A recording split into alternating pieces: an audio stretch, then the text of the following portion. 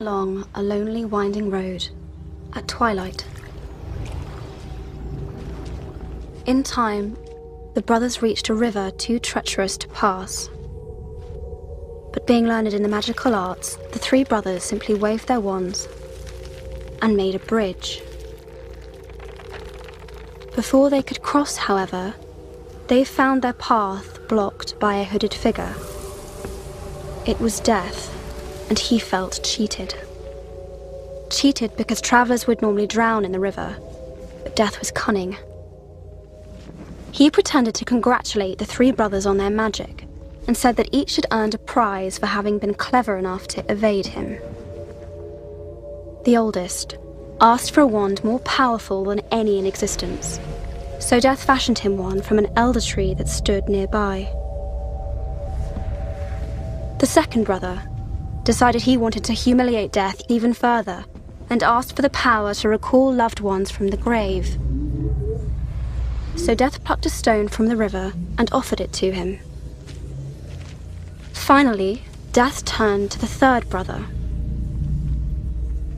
A humble man, he asked for something that would allow him to go forth from that place without being followed by Death. And so it was that Death reluctantly handed over his own cloak of invisibility. The first brother travelled to a distant village, where with the elder wand in hand, he killed a wizard with whom he had once quarrelled. Drunk with the power that the elder wand had given him, he bragged of his invincibility. But that night, another wizard stole the wand and slit the brother's throat for good measure. And so Death took the first brother for his own.